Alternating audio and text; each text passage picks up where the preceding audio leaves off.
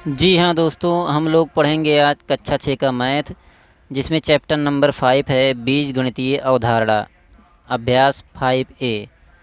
प्रश्न नंबर 1 क्या दिया हुआ है कि शिक्षक प्रत्येक शिक्षार्थी को 3 पेंसिल देते हैं। यदि कक्षा में शिक्षार्थियों की कुल संख्या x हो तो बताइए शिक्षक शिक्षार्थी को कुल कितने पेंसिल देते हैं, ये हमें बताना है। तो देखिए हल हम सब लगाते हैं। यहाँ पहले लिख देंगे कि शिक्षक द्वारा शिक्षक द्वारा एक शिक्षार्थी यानी एक बच्चे को एक शिक्षार्थी को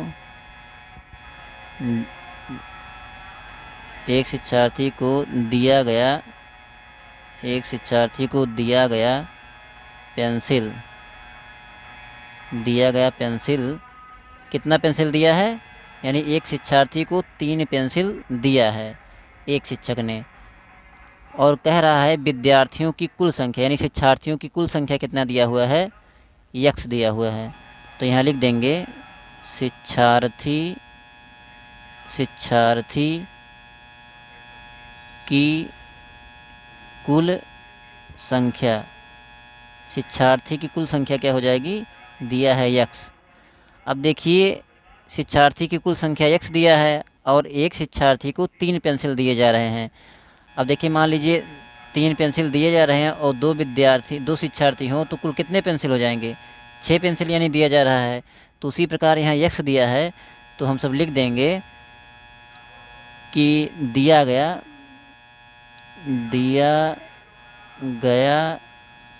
कुल पेंसिल, यानी दिया गया कुल पेंसिल कितना हो जाएगा, ये हो जाएगा। देखिए यहाँ 3 गुणे 2 था ऊपर, तो यहाँ हो जाएगा 3 गुणे x हो जाएगा, यानी 3x। अब देखिए प्रश्न नंबर 2 क्या कह रहा है कि अपनी उत्तर पुस्तिका पर रिक्त स्थान में संख्याओं की जगह कोई बीज लिखिए और बताइए कि उनका प्रयोग किस संख्या के लिए किया गया है। तो पहले हम सब लिख लेते हैं। देखिए मैंने क्वेश्चन को लिख लिया है। अब हम सब क्या मानेंगे, यहाँ पहले लिख देंगे ऊपर में कि माना कोई बीज यहाँ बीज लिखेंगे, माना कोई बीज x है। x y कुछ भी मान सकते हैं, सभी सवालों के लिए ऐसे ही लिखेंगे, माना कोई बीज x है। अब देखिए यहाँ x मानेंगे तो हो जाएगा x + 5 = 17। तो देखिए x बराबर हो जाएगा 17 और 5 को घटा देंगे इधर पक्षांतर मिला के। अगर आप लोगों को पक्षांतर नहीं आता है तो हमारे वीडियो को देख सकते हैं, पक्षांतर का वीडियो इसी चैनल पर मिल जाएगा। अब देखिए 17 में से 5 को घटा देंगे तो हो जाएगा 12, यानी यहाँ भरा जाएगा 12। अब देखिए दूसरा दिया हुआ है, इसको भी ऊपर लिखेंगे कि माना कोई बीज x है। तो यहाँ x मानेंगे बराबर हो जाएगा 30। अब देखिए 40 और 30 दूसरे साइड दिया है, 30 को इस साइड लाएंगे तो -30 हो जाएगा, और इधर -x है तो उधर जाके +x हो जाएगा। तो x बराबर हो जाएगा, देखिए 40 में से 30 को घटा देंगे तो आएगा 10, यानी यहाँ भरा जाएगा 10। अब देखिए यहाँ भी मानेंगे x, तो ये हो जाएगा x × 6 = 24। तो x बराबर हो जाएगा 24 और 6 नीचे आएगा, तो x बराबर हो जाएगा 6 चौक 24, यानी यहाँ 4 भरा जाएगा। अब देखिए 35 दिया है और भागे इसको हम सब x मानते हैं तो ये 7 हो गया। और ये देखिए 35 और भाग दिया है तो इसको बटे x लिखेंगे, बराबर हो जाएगा 7। अब गुणा करेंगे तो हो जाएगा 7x = 35। तो हो जाएगा x बराबर 35/7, यानी 7 × 7 और 7 × 5 = 35, यानी यहाँ भरा जाएगा 5। अब देखते हैं प्रश्न नंबर 3।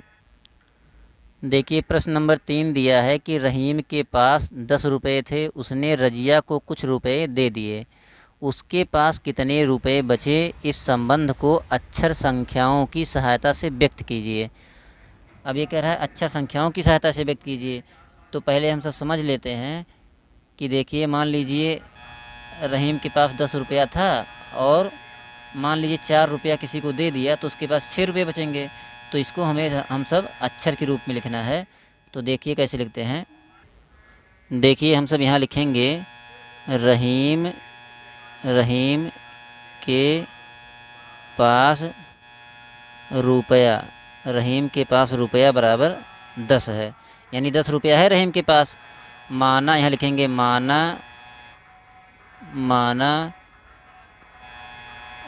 उसने, मतलब रहीम ने, उसने रजिया को यक्स रुपये दे दिए, यक्स रुपये दे दिए। तो नीचे लिखेंगे कि रहीम के पास बचे रुपए, रहीम के पास कितने रुपए बच जाएंगे, 10 रुपया था उसके पास और उसने रजिया को 100 रुपये दे दिया, तो उसके पास बचे 10 माइनस 100 रुपये, क्योंकि 100 घटेगा नहीं। यहाँ देखिए 4 घटाए तो 6 आ गया था, तो इसको इसी तरह लिख देंगे, यही हमारा उत्तर हो जाएगा। अब देखिए प्रश्न नंबर 4 क्या कह रहा है कि एक बगीचे में कुछ पेड़ थे, 50 पेड़ और लगा देने पर पेड़ों की संख्या 120 हो गई। इस कथन को अक्षर संख्या की सहायता से व्यक्त कीजिए। तो हम क्या लिखेंगे पहले कि माना कि बगीचे में यक्स पेड़ थे। मान लीजिए कि शुरू में बगीचे में 100 पेड़ थे, अब क्या कर रहा है 50 पेड़ और लगा दे रहे हैं, तो यानी 100 पेड़ थे और 50 पेड़ को हम और लगा दिए, यानी उसमें जोड़ दिए 50 पेड़, तो कुल कितने पेड़ हो गए 120। तो इसको ऐसे ही लिखना था, बस इसको सॉल्व नहीं करना है, इसको ऐसे ही रहने देना है, क्योंकि अक्षर संख्या की सहायता में व्यक्त करना था। तो ये हमारा व्यक्त हो गया है। अब देखते हैं क्वेश्चन नंबर 5। देखिए प्रश्न नंबर 5 दिया है कि अक्षर यन और यम का प्रत्येक प्रतिरूप तीलियों से बनाने के लिए आवश्यक तीलियों की संख्या के लिए नियम ज्ञात कीजिए। नियम लिखने के लिए एक चर का प्रयोग कीजिए। तो देखिए कह रहा है कि यन देखिए कैसे बनता है, यन ऐसे यन बनता है। तो इसमें देखिए कितनी तीलियां लग रही हैं। अगर माचिस की तीलियों से बनाई जाए तो यानी एक तीली पहले ऐसे रखेंगे, फिर इसको इसमें ऐसे जोड़ेंगे और इसके बाद ऐसे करेंगे। तो देखिए 1 तीली, 2 तीली और ये 3 तीली, यानी एक यन बनाने के लिए कितनी तीलियां लग रही हैं, 3 तीलियां लग रही हैं।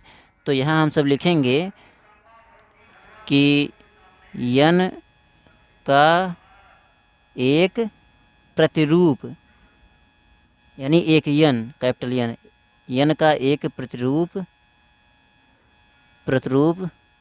बनाने के लिए, एक प्रतिरूप बनाने के लिए तीलियों, यहाँ लिखेंगे तीलियों की संख्या, लिखेंगे यन का एक प्रतिरूप बनाने के लिए तीलियों की संख्या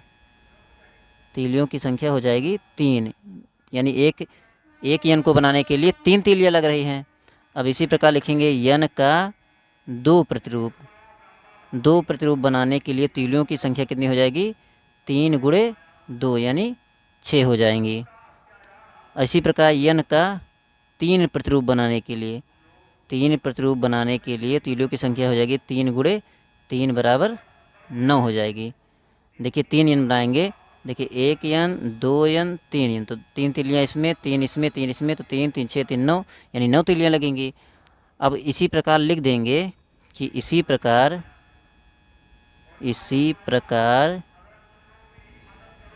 यदि कैपिटल यन के स्मॉल यन प्रतिरूप बनाने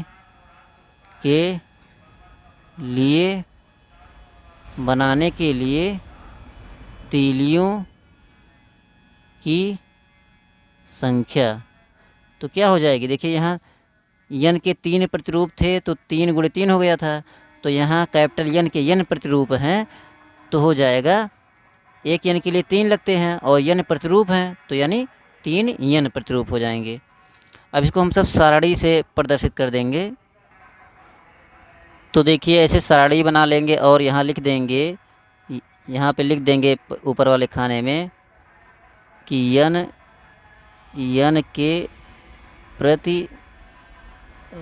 यन के प्रतिरूपों की संख्या, यन के प्रतिरूपों की संख्या लिख देंगे और नीचे लिख देंगे तीलियों की संख्या, मतलब कितनी तीलियां लग रही हैं, तीलियों की संख्या, तीलियों की संख्या लिख देंगे।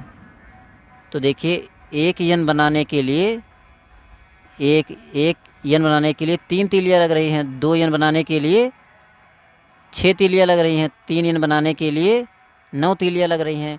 उसी प्रकार यन प्रतिरूप बनाने के लिए कितनी तीलियां लगेंगी, 3 यन तीलियां लगेंगी। तो ये हमारा सारणी में प्रदर्शित हो गया। अब हम सब यम का भी पूछ रहा है, यम के लिए भी नियम बनाना है। तो यम के लिए देखिए कैसे नियम बनाते हैं। अब देखिए यम को बनाने के लिए देखिए एक कितनी तीलियां लग रही हैं यम को बनाने के लिए, देखिए 1 2 3 4, यानी यम को बनाने के लिए 4 तीलियां लग रही हैं। तो देखिए यहाँ हम सब लिखेंगे कि यम का एक प्रतिरूप, यम का एक प्रतिरूप बनाने के लिए तीलियों की संख्या। तो यम का एक प्रतिरूप बनाने के लिए तीलियों की संख्या जो हो जाएगी 4 हो जाएगा, क्योंकि एक यम बनाने में 4 तीलियां लग रही हैं।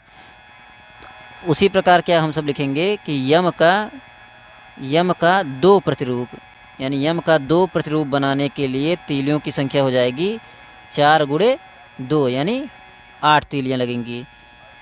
और इसी प्रकार यम का 3 प्रतिरूप बनाने के लिए तीलियों की संख्या हो जाएगी 4 गुणे 3, यानी 12 तीलियां लगेंगी।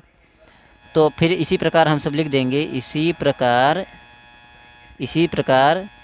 यदि कैपिटल यम के यन प्रतिरूप, यानी कैपिटल यम के यन प्रतिरूप बनाने के लिए तीलियों की संख्या बराबर हो जाएगी कितनी, 4 गुणे यन, यानी बराबर 4 यन, यानी 4 यन तीलियों की संख्या हो जाएगी यन प्रतिरूप बनाने के लिए। ऐसे सारणी बना लेंगे और यहाँ लिख देंगे कि यम के प्रतिरूपों की संख्या, देखिए यहाँ पे लिखे थे यन था तो यन लिखे थे, अब यहाँ यम है तो यम के प्रतिरूपों की संख्या और नीचे लिखेंगे तीलियों की संख्या, मतलब कितनी तीलियाँ लग रही हैं, तीलियों की संख्या। तो देखिए एक यम का एक प्रतिरूप बनाने के लिए तीलियों की संख्या कितनी लग रही थी, 4, और यम के 2 प्रतिरूप बनाए तो तीलियों की संख्या 8 लग रही थी। 3 प्रतिरूप बनाए तो तीलियों की संख्या 12 लग रही थी। और इसी प्रकार स्मॉल यन प्रतिरूप बनाए तो तीलियों की संख्या कितनी हो जाएंगी, 4 यन हो जाएंगी। तो ये हमारा सारणी के रूप में प्रदर्शित हो गया 5वां सवाल। तो जी हाँ दोस्तों, हमारा अभ्यास 5A यहीं कंप्लीट होता है। यदि हमारा वीडियो पसंद आ रहा हो तो इस वीडियो को लाइक करें, शेयर करें और हमारे चैनल को सब्सक्राइब करें, क्योंकि इस चैनल पर कक्षा 6, 7, 8, 9, 10 की एक सीरियल से सभी किताबों को पढ़ाई जाती हैं। धन्यवाद।